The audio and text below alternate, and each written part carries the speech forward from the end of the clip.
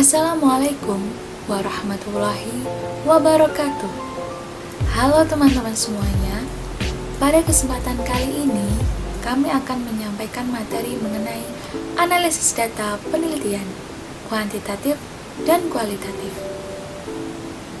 Sebelum menginjak pada pembahasan, perkenalkan kami dari kelompok 9 yang beranggotakan Intana Alfiatus Sa'diyah, Muhammad Taufik Rizky Abdullah, dan saya sendiri, Nadia Yunita Rahma.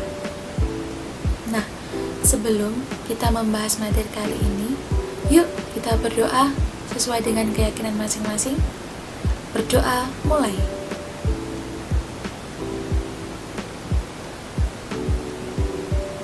Berdoa selesai. Nah, kita langsung mulai saja ya. Mohon disimak baik-baik. Langsung saja, definisi analisis data. Pengumpulan data merupakan tahapan yang penting dalam kegiatan penelitian ilmiah. Analisis data berfungsi untuk memberi arti, makna, dan nilai yang terkandung dalam data. Penelitian kuantitatif bisa dimulai apabila data telah dikumpulkan, karena rancangan penelitian telah disusun secara lengkap sehingga data sudah pasti. Tujuan akhir penelitian kuantitatif adalah untuk menguji teori. Oleh karena itu, kelengkapan data yang teruji, validitas dan reliabilitasnya menjadi kriteria. Selanjutnya, penelitian kualitatif bisa dimulai sejak peneliti mengumpulkan data di lapangan. Bila ditemukan data yang urgent, namun berada di luar permasalahan yang ditentukan, maka dimungkinkan peneliti mengubah desain penelitiannya. Oleh karena itu, desain yang benar adalah desain yang sesuai fakta di lapangan. Maka desain penelitian kualitatif disusun lebih longgar dibandingkan dengan desain peneliti kuantitatif.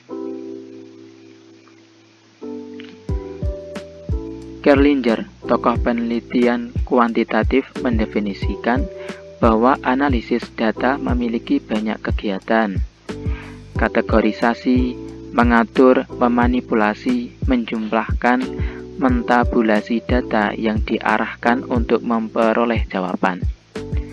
Dalam penelitian kuantitatif, tujuan utama analisis data ialah untuk meringkas data dalam bentuk yang mudah dipahami dan mudah ditafsirkan.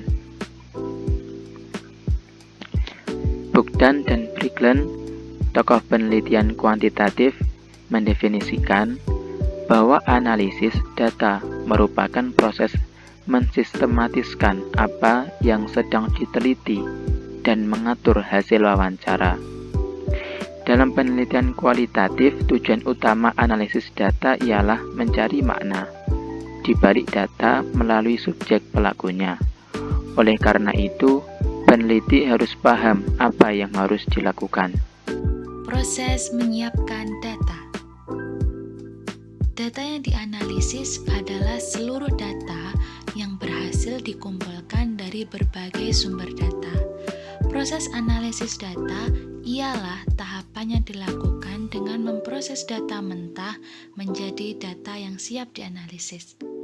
Dalam penelitian kuantitatif, konsep dasar yang harus dipahami adalah data berupa angka-angka.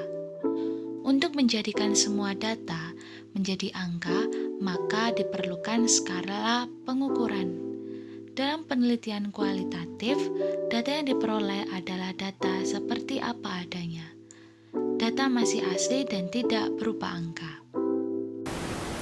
Nah, selanjutnya ada analisis data kuantitatif. Pada analisis data kuantitatif ini, ada beberapa cara. Yang pertama yaitu skala pengukuran. Semua data yang dikumpulkan harus sudah berupa data kuantitatif. Penelitian kuantitatif membedakan data menjadi dua, yaitu data diskrit dan data kontinum.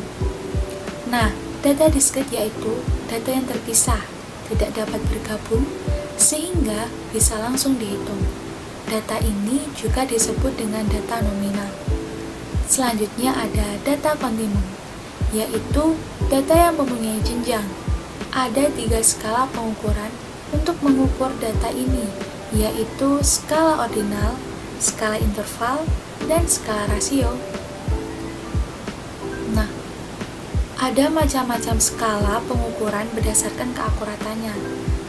Pertama, tingkat 1, disebut skala nominal. Sebenarnya, skala nominal itu hanya nama saja, sebab data diskrit tidak memerlukan skala pengukuran, tetapi cukup langsung dihitung. Kedua, tingkat 2, disebut skala ordinal. Skala ordinal ini digunakan untuk mengukur data kontinum, untuk membedakan urutan jenjang dari kecil ke besar atau dari rendah ke tinggi. Ketiga, tingkat 3, disebut skala interval. Skala interval ini digunakan untuk mengukur data yang memerlukan cara pengukuran yang lebih cermat dan jarak jenjang antara jenjang atau bagian yang satu dengan jenjang atau bagian yang lain sama besarnya. Keempat, tingkat 4, disebut skala rasio. Skala rasio ini digunakan untuk mengukur data yang memerlukan pengukuran seperti skala interval. Hanya skala ini mempunyai angka 0 mutlak. Artinya, kalau ukuran skala menunjuk angka 0, berarti tidak ada atau kosong. Nah, proses kedua yaitu proses mengolah data. Yang pertama ada checking data. Di sini kita harus meneliti kelengkapan data responden, kelengkapan item instrumen, dan kebenaran jawaban pada masing-masing item. Yang kedua ada editing data. Di sini prosesnya yaitu memperjelas pernyataan, jawaban, dan catatan, menghilangkan keraguan data dari coretan, kata sandi, atau singkatan, mengubah jawaban responden sesuai persetujuan agar lebih bermakna, konsistensi jawaban dengan rencana penelitian, dan yang terakhir, menyeragamkan jawaban responden dengan kategori tertentu. Yang ketiga, ada coding data. Proses ini kita itu harus mengubah data menjadi kode-kode yang dapat dimanipulasi dengan analisis statistik tertentu. Yang terakhir ada tabulating data. Di sini kita harus menyusun data dalam tabel-tabel yang mudah dibaca dan siap dianalisis. Jika sebelumnya kita sudah belajar mengenai teknik analisis data kuantitatif, maka sekarang kita akan belajar mengenai teknik analisis data kualitatif. Nah, apa saja sih teknik penganalisisan data dalam penelitian kualitatif itu?